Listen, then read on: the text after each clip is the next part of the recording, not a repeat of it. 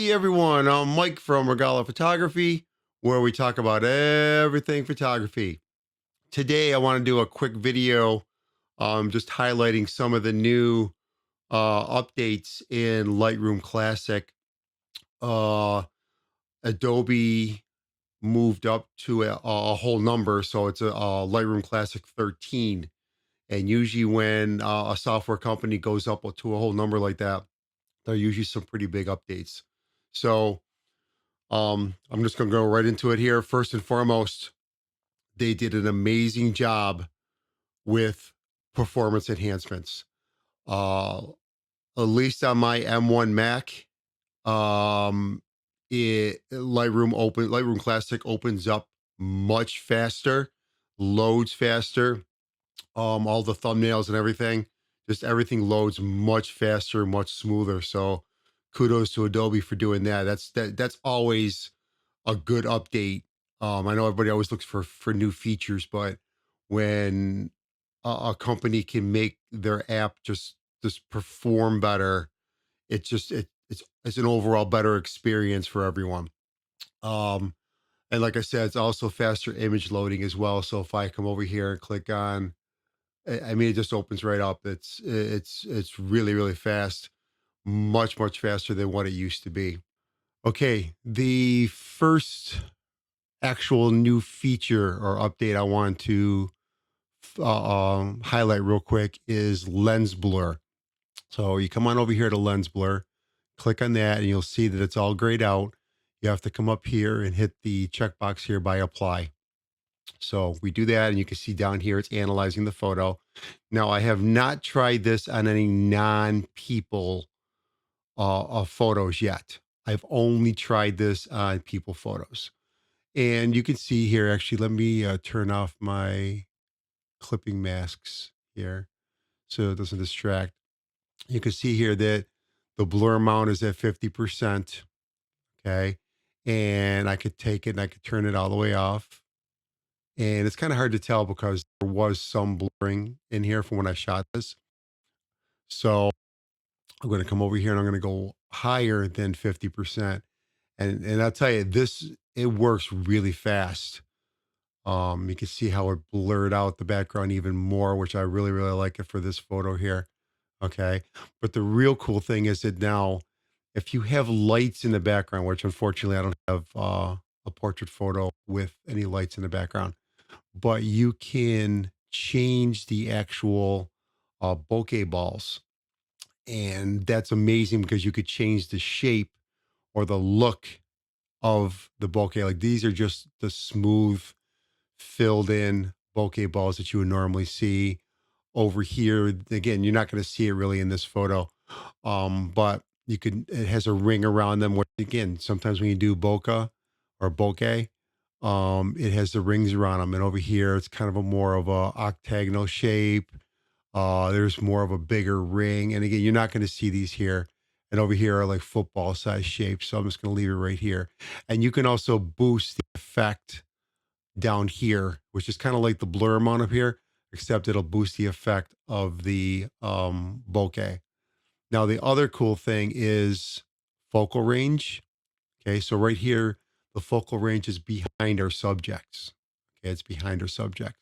But I can take this box and I can move it and I could change the depth of field. So now my foreground, my subjects are blurred, and then my background is more in focus. Okay. And again, the background's not 100% in focus because I did shoot it with blur.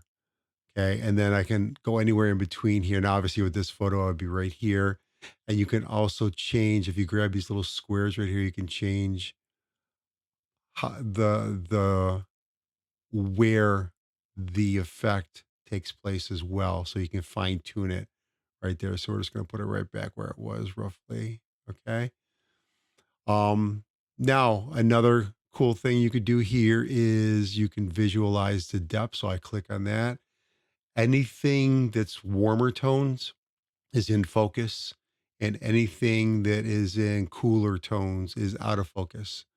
And let's just say I want to blur out the background just a little bit. Okay. So I'm going to click on blur. I'm gonna kind of do maybe, I don't know, 122, 126 roughly. Size of my brush, I'll keep it right where it is. I'm gonna turn the flow down a little bit, and I'm gonna leave the feather all the way up. Now I can take this and blur my foreground a little bit, okay? And I can kind of, and again, depending on your photo, you wouldn't always do this, but you can kind of almost frame it in. And again, some shots, if I shot this photo at say, I don't know, 1.4 um aperture f-stop, I'll get, you know, blurring in the foreground as well as in the background. I would have a very, very narrow or shallow depth of field. Okay. So again, I can take this and I can completely, almost kind of like a vignette, but with a blur. Okay. And I really, really like that. So now it's just kind of highlighting my subjects here in the middle. Okay. So that's lens blur. And you can also do auto mask.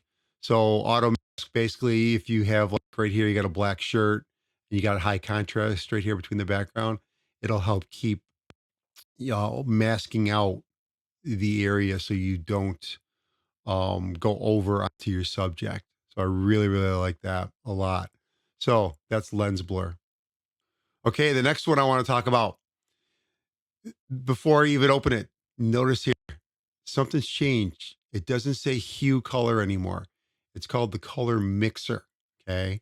And you can open it up and it still has our luminance, our saturation, and our hue. Okay. And then you can also change the HSL over to color. And again, this is all the same. It's just, kind of organized differently. But the cool thing they added here was something called point color. Okay, where this allows you to fine tune changing your color. Because before, what you had to do is you come over here if you want to change. Let's say I wanted to change the color of the grass, the green.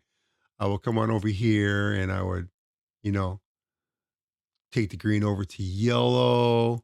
Then I would kind of take the yellow over a little bit, and then I would take the orange maybe a little bit over that way.